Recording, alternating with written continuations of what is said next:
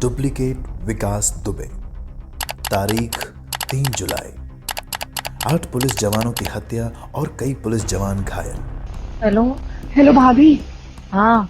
जी कह रहे हैं भाभी, वो बाहर तो आदमी मारे पड़े हुए मेरे दरवाजे और आंगन में एक आदमी मारा पड़ा हुआ है मेरे दरवाजे, और ये सब लोग भाग गए। क्या कहेंगे पुलिस जब आएगी?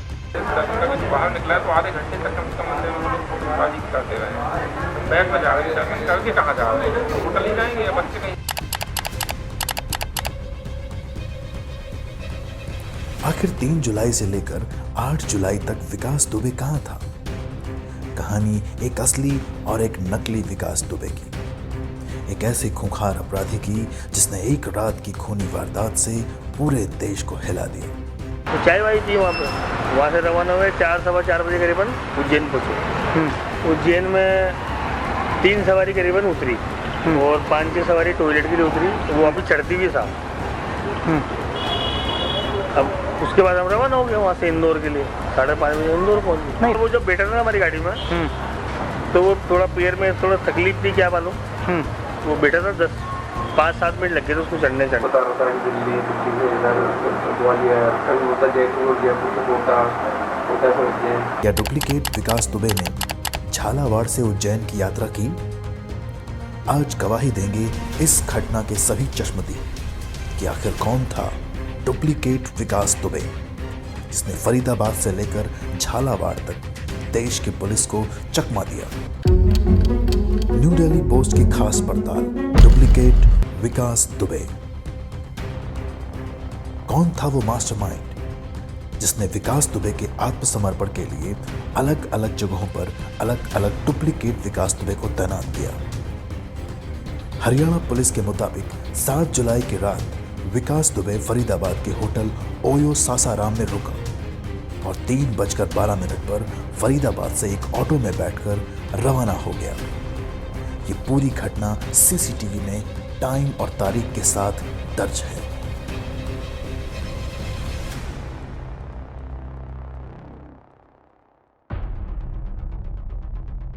लेकिन फरीदाबाद का विकास, झालावाड़ का विकास और उज्जैन का विकास, इन तीनों में पुलिस अब तक उज्जैन के विकास की ही शिनाख्त कर सकी। आखिर फरीदाबाद और झालावाड़ का विकास कौन था? कहां से आया था ये कहानी आज भी एक रहस्य है। जिस भी सज्जन को इन हथियारों की सूचना, हथियार कहाँ रखे गए हैं या किसके पास है, वो 24 घंटे के अंदर पुलिस को सूचित कर दे, अन्यथा 24 घंटे के बाद विधिक कार्रवाई की जाएगी। जी बाबू ट्रेवल जी। रात्रि 9 बजे रवाना हुआ था जी। 11 बजे झालावाड़ पहुंचा था। जी। ऑफिस पे से लिख के दिया था उन्होंने, जी। भाई 6 नंबर सीट बैठेगी झालावाड़ से। जी। बाकी हमारी कोई ऊपर की सवारी हमको नहीं मिली। जी। 6 नंबर सीट टिकट की बिठाई। जी। ग्रे कलर की शर्ट, ग्रे। ग्रे कलर की शर्ट और पैंट पहन रखी थी हाँ। और गमछा बांध रखा था और मुँह पे ये मास्क लगा रखा था। तो पहचान तो हो ही नहीं सकती। और फिर अपन जानते भी नहीं कौन है क्या है। शुभम पाल के नाम से टिकट पूछता, उससे टिकट मांगा, टिकट भी नहीं दिया उसने जो टिकट में घर भूलिया है। तो लिस्ट में नाम था उसका, पैसेंजर लिस्ट में, उसको देख के बिठा लिया। न्यू दिल्ली पोस्ट की तफ्तीश से ये पता चला कि झालावाड़ से उज्जैन तक विकास दुबे नहीं, बल्कि किसी दूसरे शख्स ने डुप्लीकेट विकास दुबे बनकर इस किरदार को अंजाम दिया था। इस किरदार का रोल प्ले करने के लिए शुभम पाल के नाम से कोटा से इंदौर तक चलने वाली बाबू बस सर्विस से टिकट बुक कराया गया। मध्य प्रदेश की पुलिस एक टिकट के आधार पर दावा कर रही थी जिस पर विकास दुबे का मोबाइल नंबर दर्ज था। एक पेशेवर 5 लाख का इनामी बदमाश ट्रू कॉलर से विकास दुबे की शिनाख्त वाला मोबाइल नंबर आखिर क्यों दर्ज कराएगा? इसका जवाब मध्य प्रदेश की पुलिस के पास आज भी नहीं है। डुप्लीकेट विकास दुबे के बस का exclusive ticket new Delhi post के पास मौजूद है। इसी टिकट के आधार पर मध्य प्रदेश पुलिस ने दावा किया कि विकास दुबे ने झालावाड़ से उज्जैन तक इसी टिकट से यात्रा की। आप इस टिकट को गौर से देखिए और तय कीजिए कि मध्य प्रदेश पुलिस की हवाई दावे में कितना दम है।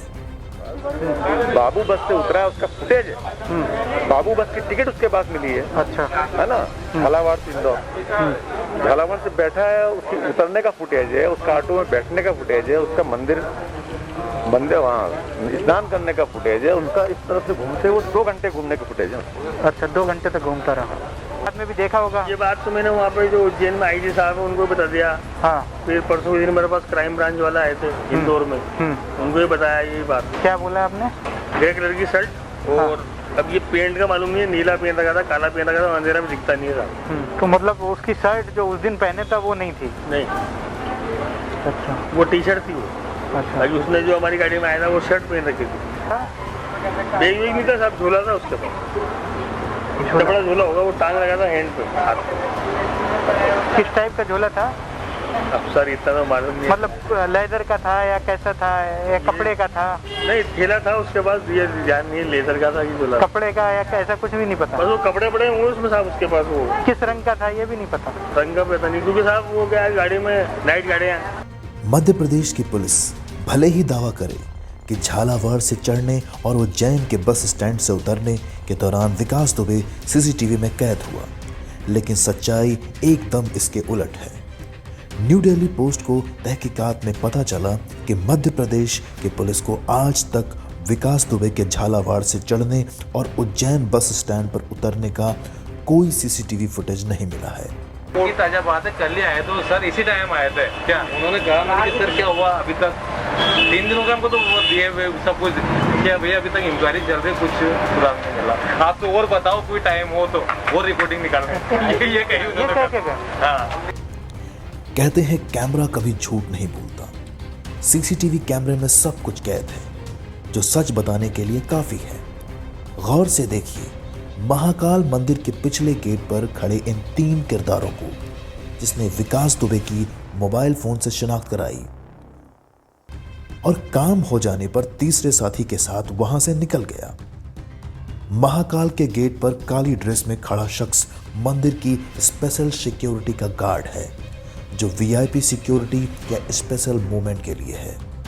7 बजे वो एंटर हुआ है और 8:45 के आसपास जो है उसकी वो नहीं, आपके ऑफिसर ही ने मुझे बताया कि वो पूरा उसमें है ना। आप जब 7:03 का वो देखेंगे जब वो घुस रहा है तो नहाने के बाद का है जो आप देख रहे हैं, वो नहाने के पहले भी मुझे नहाने से पहले एंट्री अलाउड ही नहीं है ना।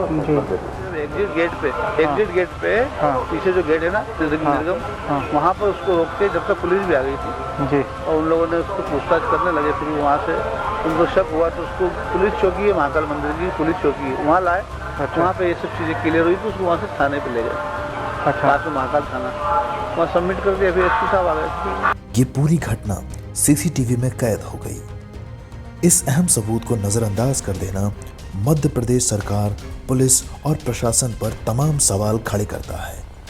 इस आपराधिक गठजोड़ का आज भी उज्जैन पुलिस के पास कोई माकूल जवाब नहीं है। प्रेमिसेस पे वो पहुंच गया था आपका मतलब 6 बजे। हाँ, जैसे मान लो कि ये बाउंड्री है, महाकाल मंदिर है, अब वो पहुंच गया उस चौराहे पे, जहाँ पेड़ देखा गुलमोहर का, उधर 6 बजे। उसके बाद यहाँ घूमता था। एंट्री उसने जो की है तो वो की है उसने मतलब आपका 7:56 पे। अच्छा, 7:56। लेकिन वो तो 4 बजे मतलब वहाँ से चला था ना, कहाँ से? ये जो बस स्टैंड है। हाँ, बस स्टैंड से 4 बजे चला। उसके बाद आया, आने के बाद उसने राम घाट में नहाया, फिर दर्शन किए। उसके बाद उसने आसपास गया, घूमा, होटलों की तलाश की। उसके पास कोई आईडी नहीं थी, क्योंकि आज का आधार कार्ड भी वो मांगते हैं।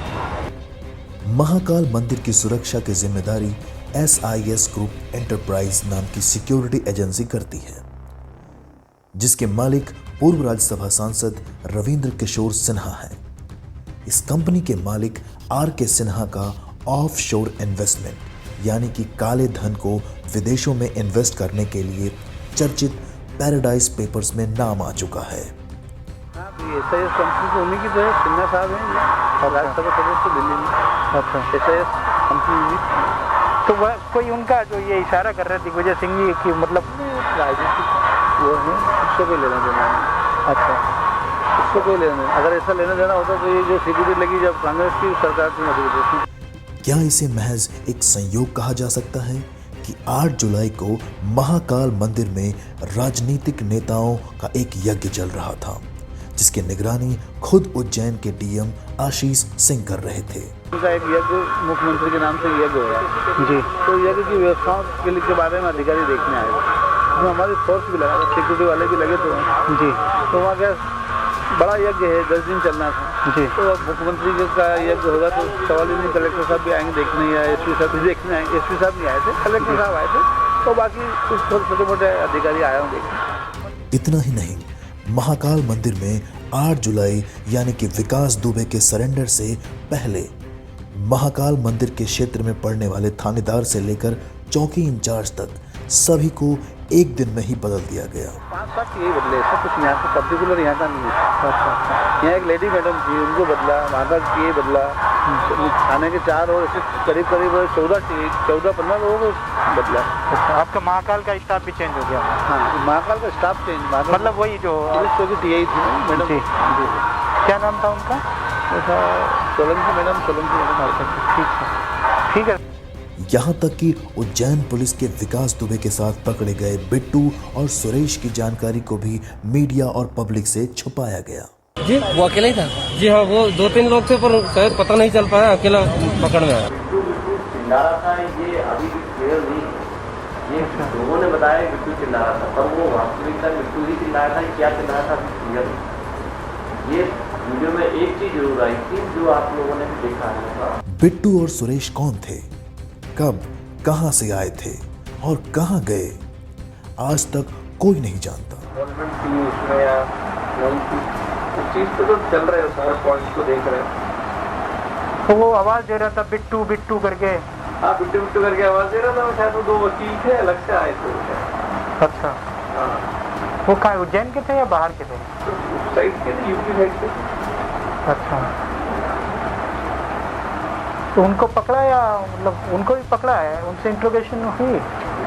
उनसे? हाँ, उनसे नहीं हुई। उनको यूपी को कर दिया था, वो ले गया तो नहीं, बिट्टू वगैरह को नहीं किया। उज्जैन पुलिस की तहकीकात में विकास दुबे ने बताया था कि कानपुर हत्याकांड के बाद ग्वालियर के रास्ते मध्य प्रदेश के शराब माफिया आनंद तिवारी के घर पहुंचा था। उज्जैन पुलिस ने विकास के द्वारा दी गई इस जानकारी को ठंडे बस्ते में डाल दिया। आनंद तिवारी के यहाँ में रुका हुआ था, इन्होंने मेरी हेल्प करी, लेकिन बाद में सब चीजें झूठी निकली। वो उसी दिन सुबह आया है, सुबह आके फिर शाम को, मतलब वो सुबह 4 बजे आके विराम घाट पे स्नान किया, फिर 2-3 होटलों में जाने की कोशिश करी, उन्होंने उसको एंट्री नहीं दी। फिर उसके बाद वो फाइनल जो है महाकाल मंदिर में आया, जब वो पकड़ा गया उससे पहले। तो उसकी वो जो चीज़ें थी, में 2 दिन से रुका हुआ था यहाँ पर, उज्जैन पहले आ गया था, वो सब सही चीज़ झूठ होता था। न्यू दिल्ली पोस्ट के विकास दुबे को आनंद तिवारी के घर ले जाते हुए पुलिस के एक्सक्लूसिव वीडियो हैं। लेकिन इस बातचीत से विकास दुबे केस की मॉनिटरिंग करने वाले उज्जैन के आला अफसर आशीष सिंह को पूरी तरह अंधेरे में रखा गया। न्यू दिल्ली पोस्ट की तहकीकात बताती है कि विकास दुबे कोटा से इंदौर के लिए चलने वाली बाबू बस सर्विस से उज्जैन नहीं पहुंचा था। विकास दुबे का रूट ग्वालियर से उज्जैन था। विकास दुबे के साथ उसके साथी बिट्टू और विकास दुबे के वकील सुरेश की कार थी। उज्जैन पहुंचने के बाद विकास दुबे शराब माफिया आनंद तिवारी के घर रुका। विकास दुबे को उज्जैन में एक ही जाति विशेष के नेताओं का संरक्षण प्राप्त था। बता रहा था कि दिल्ली, ग्वालियर, कभी होता जयपुर, जयपुर से कोटा। गिरफ्तारी के बाद विकास दुबे को आनंद तिवारी से पूछताछ के बाद शहर से दूर नरवर थाने में रखा गया और इस तहकीकात के दौरान उसने कई राज खोले। बड़ा ना, तो वहाँ क्या पुलिस ने पकड़ा, एक भी संकट भी दिए थे, तो यूपी होता तो बताता कुछ। उत्तर प्रदेश के क्राइम बेल्ट कानपुर का एक लोकल अपराधी जिसने 1 घंटे की मुठभेड़ में 8 पुलिसकर्मियों की हत्या करके एक ही रात में उत्तरी भारत के अलावा महाराष्ट्र, पश्चिम बंगाल, उत्तर पूर्व और दक्षिण भारत में आपराधिक सनसनी पैदा कर दी। 9 जुलाई को इस खूंखार अपराधी की कहानी पुलिस की एक मुठभेड़ में खत्म हो गई। इसी मुठभेड़ के साथ असली और नकली विकास दुबे की कहानी भी पुलिस की फाइल में बंद हो गई।